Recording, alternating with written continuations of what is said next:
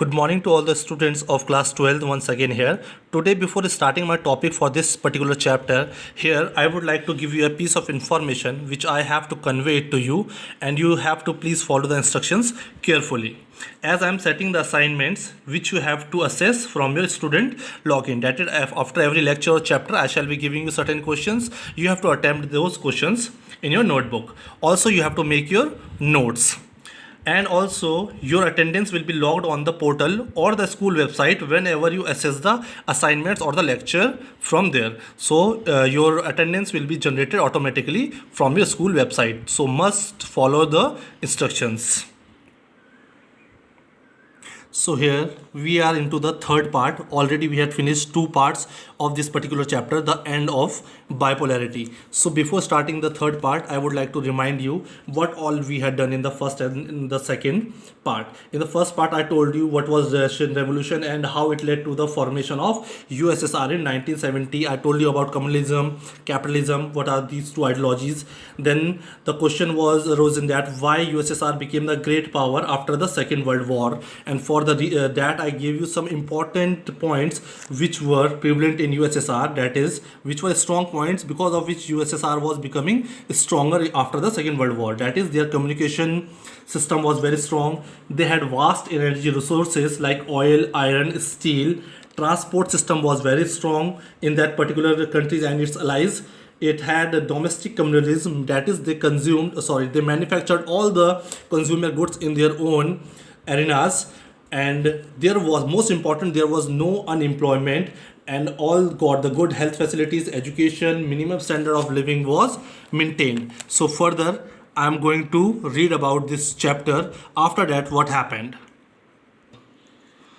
So here in this third part, first question which arises now is why the Soviet Union system lagged behind the Western world, that is in technology and infrastructure. Here Western world means all the Western world is that Western Europe and the allies of US. So why USSR was lagging behind than USA and its allies? So the reason for that is, first reason is written here, lack of democracy. Here, as we know, USSR was following the ideology of communalism. In communalism, there was no democracy for the people. This was one of the reasons that it lagged behind from Western world, which means US. Western world, we can say US.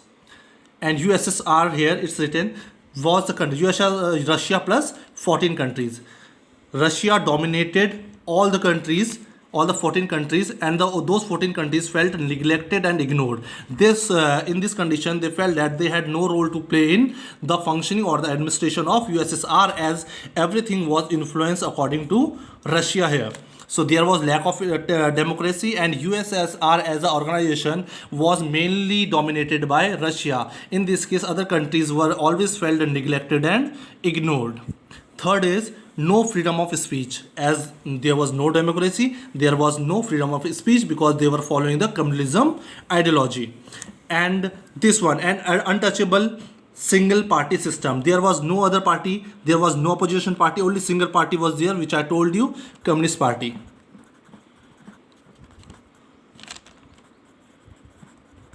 This was the only party which were having all the control over the resources, land, and all the assets of the USSR nation. Next is shortage of consumer goods. This is the most important here. Shortage of consumer good is directly relevant to this point. This point is invasion of Afghanistan for 10 years, 1979 to 1989. Invasion means here USSR wanted to invade Afghanistan and control its economic and social and political situations and conditions alone. It wanted to control Afghanistan, so it attacked it in 1979. It was for war with Afghanistan till 10 years, 1989. So we can say that this particular point, invasion of Afghanistan, this was the major turning point which led to the disintegration of USSR or collapse of USSR. So this point I would like to explain you certain things here. This invasion, that invasion of Afghanistan, weakened the system even further. This invasion weakened the system of USSR even more. It already having a crisis of economic and political system. People were feeling a difficult life to survive as it was following the bureaucratic and authoritarian methods. So here, when it attacked, USSR attacked on Afghanistan. Afghanistan was supported by US. US directly supported Afghanistan economically and military equipments. All the economic help and military equipments were directly given to Afghanistan by US, and also Pakistan supported Afghanistan during this period 1979 to 1989 for 10 years. And USSR, whose army was the most dangerous army, it was called of Russia, Red Army of Russia. It fought for 10 years, but it lost and it was insulted. There was a lot of economic loss because for 10 years, when a country is for continuous war for 10 years, always there is going to be lot of economic loss. All the resources will be lost. So in this condition, USSR lost its economic resources and nuclear power in war against Afghanistan. But the question arises, Afghanistan is such a small nation and USSR was one of the superpowers after Second World War, but why it could not defeat Afghanistan? So the reason is US and Pakistan was supporting it. The major was US, economically and militarily was supporting Afghanistan.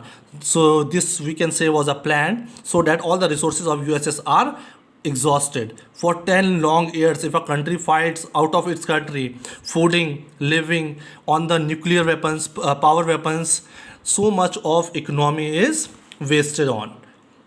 So this was one of the major point because of which there was shortage of consumer goods. When the country lost all its economy in a war, it will, of course, it will have a shortage of consumer goods. It will not have the economy to consume or manufacture goods in its own country. So this led to the poor condition of USSR. So we say that this condition, when it invaded Afghanistan, weakened the system of USSR even further.